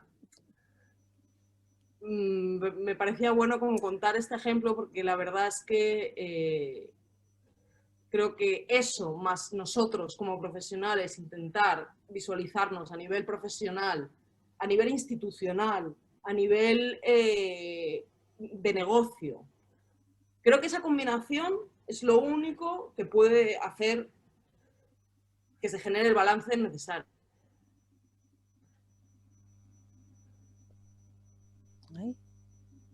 Me parece... Ah, vale, ahora... Vale. Julia, que parece que se había quedado congelada la imagen, pero ya te vemos en movimiento, fenomenal. Gracias. Y no te has enrollado para nada. José María, creo que le querías hablar tú, eso es. Sí, no, es que estoy absolutamente de acuerdo con ella. Es decir, cuando nacemos, y sobre todo los niños, no nacen con prejuicios. Es decir, son cerebros que se van amoldando a lo que les van enseñando y a lo que van viendo en la sociedad. Los prejuicios los adquieren por nuestra culpa. Somos nosotros los que tenemos prejuicios. Nosotros alguna vez hemos tenido experiencias de niños que han trabajado con nosotros o que han participado en algún taller, y lo que les importa es lo que pueden hacer con la persona que tiene al lado. Tanto les da si tiene autismo, si tiene síndrome de Down, es negro o es brasileña. Es que les es igual. Es decir, a mí me han encargado que haga esta cosa y tengo que utilizar el talento del que tengo al lado. No se plantean nada. Es más, es como si ahora viéramos, yo qué sé, un coche fabricado y preguntáramos que quién es el diseñador del coche o quién ha hecho el radiador. Es que es como absurdo, ¿no? Pero todavía los mayores, yo creo que los que somos más mayores todavía tenemos estos prejuicios y va a ser muy difícil, Julia, sacárnoslos de encima, porque el autismo y el síndrome de Down se siguen utilizando como pura anécdota. Hay películas que nos hacen reír porque hay un autista que es el actor y hace cosas que nos hacen reír o que nos sorprende, pero como una mera anécdota, todavía no está profesionalizado. Y esto es lo que a mí me preocupa más, ¿no? Parte de nuestro equipo son estudiantes de escuelas de diseño, es decir, lo que hacemos es que las prácticas curriculares, esto no lo he explicado antes, las prácticas curriculares de escuelas de diseño, incluso de arte, de artes gráficas, como la Massana en Barcelona, pueden hacer sus prácticas curriculares, las que les tocan en la escuela, en la Casa de Carlota. Es decir, es un triángulo, profesionales y estudiantes y personas con discapacidad intelectual, pues con un talento determinado, ¿no? Y lo que nos damos cuenta de que entran con muchos prejuicios, pero cuando salen de esas prácticas que llevan trabajando con nosotros 3 meses o 6 meses en algún caso, ven la discapacidad absolutamente diferente de cuando entraron. Y esa es una labor, como decía Julia, educativa absoluta. Es decir, no se trata de explicar, sino de hacer. En el momento que lo pones en práctica, en el momento que la persona interviene, participa y se da cuenta de que lo que tenían en la cabeza les ha cambiado absolutamente, eso funciona, ¿no? Entonces, me parece genial poder intervenir en las escuelas y participar antes de que manipulemos los cerebros de los niños, expliquémosles y que entren en contacto con esa discapacidad o diferencia y que la acepten como natural, como forma parte del planeta, como de la globalidad, y que igual que han aceptado, insisto, perdona, la historia explica muchas cosas, ¿no? No había ningún negro en las escuelas españolas hace muchos años. Ahora, vamos, digo negro por buscar algo, pero es igual, o ninguna mujer con el velo musulmán. Ahora sí, si lo aceptamos como normalidad. Pues yo creo que en las escuelas es donde deberíamos empezar a actuar. Estoy absolutamente de acuerdo. Y con las nuevas generaciones, que son mucho más liberales, mucho más abiertas, y que no tengamos que esperar una guerra mundial como en Alemania, de verdad. Que ya tenemos suficiente con el COVID ahora. Pues para que veáis que es de gran interés este tema que habéis abordado, que es el de la educación. Nosotras en Unescoechea tenemos un programa trabajamos en línea de educación artística y sí que tenemos un programa también de inmersión de artistas en centros educativos, ¿no? Y sí que es cierto que a través de diferentes disciplinas, con los artistas con los que trabajamos, ya sea de las artes escénicas, audiovisual, de artes plásticas, trabajamos con el alumnado pues con un objetivo de cambiar mentalidades, de generar una ciudadanía crítica, ya desde la infancia. Y sí que es cierto que abordamos feminismos, abordamos igualdad, abordamos desmitificar amores románticos, diversidad cultural, trabajamos mucho. relaciones intergeneracionales y escuchándoos. Y con este seminario también, eso ya es como ya que se lo lanzo a Ana, tenemos que, y también con la experiencia que contaban Julia y José María, a ver de qué manera también nosotras podemos empezar a trabajar este acercamiento a estas, pues, con artistas que tienen discapacidad, para que trabajen también directamente con alumnado de centros educativos. Que ese es un ámbito que todavía no hemos abordado y que me parece interesantísimo cómo lo habéis planteado. Así que de aquí también surge una idea. Sí, sí. Nosotras encantadas de colaborar. Nosotros llevamos a nuestros artistas y que les den ahí una masterclass en toda regla. Sí, sí, habría más de un artista y encantado de ir a enseñar cómo trabajan el proceso creativo y sería una práctica buenísima. Y sobre todo, como dice Julia, ¿no? Despertar esa admiración y ese reconocimiento de esos artistas. Sí. Sí.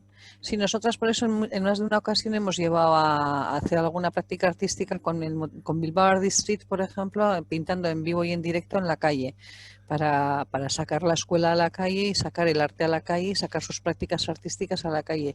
Y siempre ha despertado mucha expectación en el público, en los que paseaban por allí y bueno, pues es interesante. Yo creo que vamos avanzando y se va desmitificando un poco todo el tema de la discapacidad y de las personas y de todo el ámbito este. No, hay que desestigmatizar porque nosotros cuando dicen ¿qué tenéis? Pues nosotros tenemos discapacidad psíquica o intelectual porque también tenemos enfermedad mental. Y dicen, y todo, digo yo, mis maravillosos esquizofrénicos y bipolares, y son gente maravillosa y cómo trabajan, qué maravilla. Y son exactamente igual que yo y digo, si es que aquí la primera esquizofrénica soy yo, entonces qué bobadas de decir, es que parece que hay como un miedo, ¿no? Una barrera ahí que la ponemos nosotros, pero bueno, es que nosotras nuestro eslogan es que Escuela de Arte sin barreras crecemos creando y es que tenemos que saber que las barreras las pone la propia persona. Nosotros mismos somos los que ponemos las barreras, ¿eh? Si no, no avanzamos. En el documental yo creo que se ve muy bien a la familia, ¿no? Cómo reacciona la familia, ¿no? Cuando llega, ven esa parte creativa, artística, todo lo que se genera también, ¿no? Alrededor de la familia. Antes José María apuntaba, ¿no? También hacías una referencia muy breve a, ¿no? Cuando lo que es lo que piensan las familias. ¿Qué experiencia tenéis de, bueno, pues de cómo llegan los artistas, si hay un acompañamiento por parte de las familias? También esa parte, si nos la podéis contar. Habla, Julia, perdona. No problema.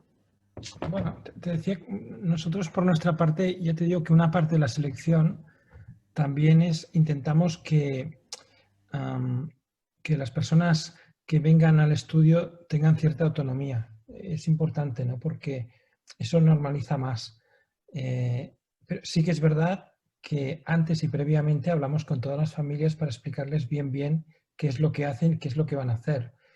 Y también saber qué necesidades, porque igual que comentaba Ana, no somos terapeutas, ni somos médicos, ni psicólogos, ¿no? Con lo cual tenemos que entender perfectamente las necesidades de las personas que van a estar con nosotros, ¿no? Inge, que la veo que se acaba de entrar, que es la directora del taller, pues está cada día con ellos, todos los días que hay sesión, y es importante saber, por ejemplo, tenemos personas pues, que van en silla de ruedas y que tienen parálisis cerebral, pero precisamente esa parálisis le da una habilidad especial en las manos que tiene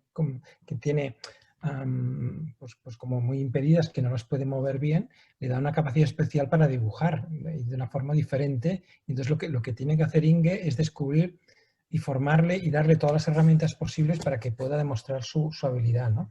Pero claro, su madre, yo recuerdo perfectamente, su madre, que ya es mayor, nos comentaba, claro, y es otra anécdota, de verdad, pero yo creo que es muy claro, ¿no? Pues quizá le molestaba que Uriol, que es la persona de la que estoy hablando, pues claro, le cae la baba continuamente. Y él sabe que cuando le cae la baba, pues tiene que secársela pues con una toalla y como puede, porque, bueno, le puede molestar a la gente. Y esto a la madre es lo que más le preocupaba. Ay, Oriol, ¿quieres decir que Oriol, tener cuidado porque no sé qué, es una buena persona? Y después habla muy, muy lento para entender a Oriol. Claro, cada frase suya es 1 minuto y medio. Pero bueno, sabemos que es así. Y el equipo que está con él se ha adaptado perfectamente. Si le cae la baba, pues se la secamos, no pasa nada. Es que es lo normal, es así. No sé, hay gente que ronca por la noche y nadie dice nada, ¿no? Pues bueno, pues a él se le cae la baba. Con lo cual, creo que también... Perdóname un momentito, es que te voy a decir, porque nosotros tenemos también una chica así y de repente dice una enfrente, jo, es que se le cae la baba. Y yo me olvidé y dije, claro, porque tiene, ya está. Claro, exacto. Pues es esto, ¿no? Pero por eso sí que es verdad que forma parte importante educar también a las familias, ¿no? A esos miedos que tienen las familias, incluso en algunos casos una superprotección exagerada, ¿no? Aquí yo lo entiendo, ¿eh? Y hay que respetar absolutamente, no solo faltaría, ¿no? Pero sí que hay que entender y ponerse del lado de las familias, porque este cambio, tanto el que hacéis todos y el que hacemos nosotros, es un cambio importante en el que quizás no estamos preparados todos y hay que empezar a hacerlo poco a poco hasta que cambie, ¿no? Sí, respondo un poco esto, Bego, a lo que preguntabas, ¿verdad? Sí, perfectamente. Sobre todo el tema al que apuntabas, ¿no? De quitar miedos. Claro. Y como tú bien dices, que llegan personas que sean, que sean, no, personas autónomas, ¿no? Claro. Un poco desde ahí. Sí, perfectamente. Que son ellos los que también tienen miedo. Tampoco no los mitifiquemos. Ellos mismos se autocrean un miedo propio, un cierto prejuicio de que no voy a ser aceptado, que no voy a poder viajar por la ciudad. Ellos mismos prefieren estar en su zona de confort, muchos de ellos, evidentemente, estar en su zona de confort que jugarse la vida. Es que es cierto. Teníamos una chica, Sofía, que sigue trabajando con nosotros, que al principio estuvimos casi 5 meses que habitualmente era, hola, me he perdido. Claro, nos llamaba por teléfono, pero oye, pues se buscaba la vida, nos llamaba por teléfono, me he perdido, entonces teníamos que preguntarle qué tienes alrededor, entra en un bar, pregúntale y que me digan la dirección donde estás y la íbamos a buscar en moto. Pero es normal, ahora ya sabes, ha aprendido el camino de memoria y no se pierde jamás. Pero son cosas de la, pues no sé, pues bueno, cosas de la vida, es lo que pasa. Normalicemos todas estas cosas que pueden pasarnos. Y ya está. No sé si queréis apuntar, compartir alguna cosa más. En el chat no me lanzan más preguntas. Sí que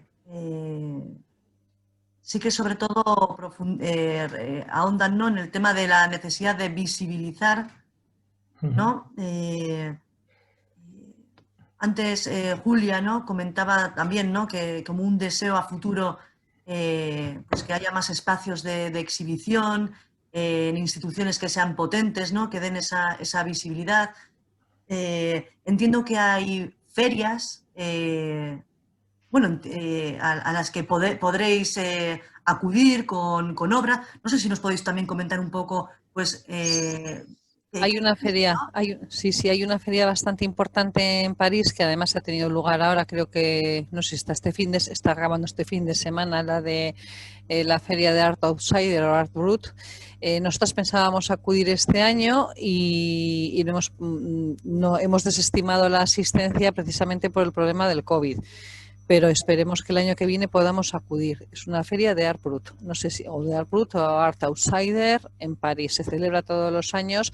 El Creative este año ya dijo que no iba, pero el año pasado estuvo allí y de hecho tiene adquirida obra de Dan Miller, adquirió obra de Dan Miller el Pompidou. Tiene ya ahí obra de Dan. Y nosotros sí que vamos a ir, pero ya te digo que este año con el tema del COVID nos hemos tenido que echar para atrás, pero íbamos a ir. A ver, que aquí me viene, espera, a ver qué quiere saludar Gorka. A ver, saluda, venga. Hola, Gorka. Muy bien. Es que ricasco, Gorka. Sí. Bueno. Es decir dos cosas. Sí, ya sabes, es que ricasco, ¿no? Y cococha. Y cococha. Está muy bien, todo con K y con Che. Exacto. Muy bien. Bueno, pues nada, no sé si queréis puntualizar algo más. Yo sí que os puedo decir que nosotras seguimos entendiendo el arte también como vehículo de aprendizaje, ya no solamente como para adquirir conocimientos en materia artística, sino que de la misma manera que van aprendiendo los recursos que tienen ellos para solucionar un trabajo, pues eso les abre un abanico de posibilidades, el decir pues que te tienes que aprender a plantearte en esta vida que no solamente hay un camino para solucionar los problemas o las dificultades que puedan surgir, y eso lo trasladan a su día a día y les ayuda también a coger confianza, y cuando se encuentran con un problema el no bloquearse, el pararse a pensar, el recapacitar, el decir si no es del derecho es del revés, pero que en nuestra escuela lo que no existe es el de no puedo. Esto no puedo. No, sí se puede. Si no es del derecho, del revés.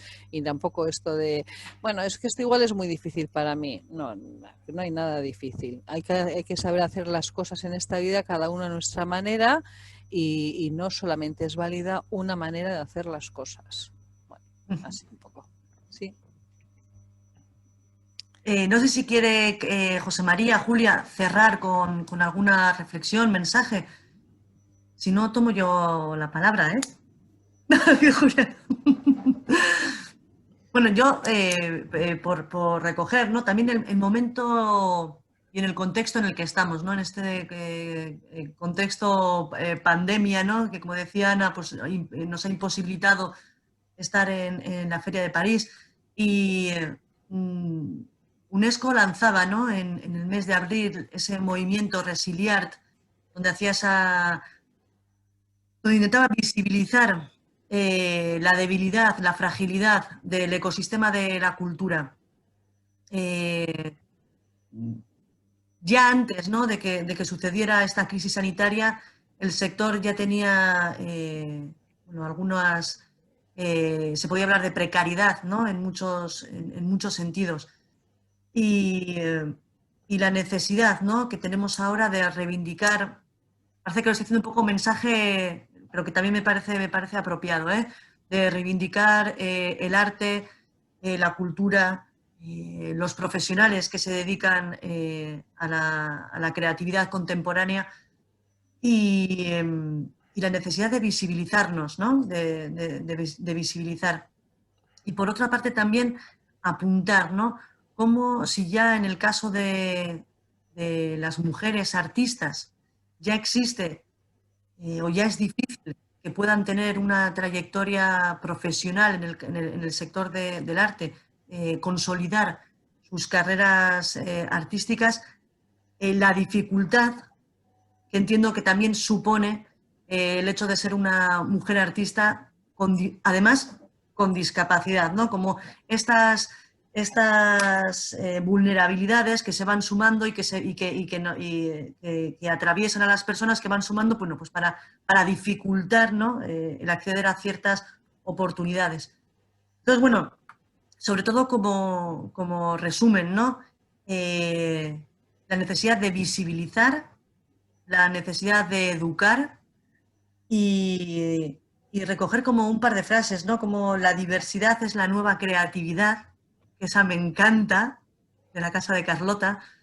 Y como decía Julia, yo quiero ser un slumper, ¿no? Un slumper, qué chulo, ¿no? Poder oír eso. Muchísimas gracias. En el chat veo, no veo más preguntas. Yo creo que ha sido una jornada esta de la mañana muy interesante, sobre todo porque yo creo que nos hacía falta, me incluyo, situarnos, ubicarnos, hablar de artistas y, en segundo plano, que tienen discapacidad. Hablar de creación contemporánea y abandonar fórmulas que pueda haber asociadas a la terapia, ¿no? No estamos hablando de eso. Y que cuando estamos hablando de artistas con discapacidad, estamos hablando de arte y de creación contemporánea y, por supuesto, no de manualidades. Eso es otra historia. Y para mí es una auténtica suerte poder haber tenido este conversatorio, porque sois, sin duda, referentes locales, nacionales e internacionales de las pocas experiencias que pueda haber hoy en día en este sentido. Así que gracias, espero que este sea realmente el primero de otros encuentros que puedan darse. Ojalá que vayan más allá de la red y podamos conocernos físicamente y que eso también pueda ser una oportunidad para idear cosas. Lo que surja, pues ya nos conocemos. Entonces, abierta y a todo lo que pueda venir por delante. Y pues por mi parte, muchas gracias por habernos invitado. Hablo en nombre de todos los Carlotos y me copio ahora mismo a los Slumpers, Carlotos y Carlotas. También he visto alguno aquí en el chat. Gracias por invitarnos y hemos aprendido muchísimo. Bueno, pues nosotras deciros que encantadas de la vida. Yo agradezco otra vez a la Casa de Carlota y a Julia Máiquez cuando contactamos cómo respondisteis de bien. Nosotras somos formarteras. Claro. Y bueno, que nos ha encantado esto, de verdad. O sea, muchísimos besos, así desde la distancia, virtuales, pero estupendos y maravillosos. Julia. Bueno, muchísimas gracias por habernos invitado. Pues Que sigan estos contactos y a mí personalmente también me parece interesantísimo oír de vosotros. Así. Pues muchísimas gracias. Ya van a ser casi las 2. Hacemos un descanso y a las 4 volvemos. Y volvemos con ganas de inventar, crear y con todos los materiales preparados en la mesa para recibir indicaciones y clases magistrales por parte de los artistas y creadoras de la Casa de Carlota, de los Slumpers y también de Bilbao Formarte. Así que os emplazo a todos y a todas a las 4 de la tarde con esas clases magistrales y con todos los materiales preparados para crear. Muchísimas gracias. Un placer. Un abrazo a todos. Un abrazo. Chao. Chao.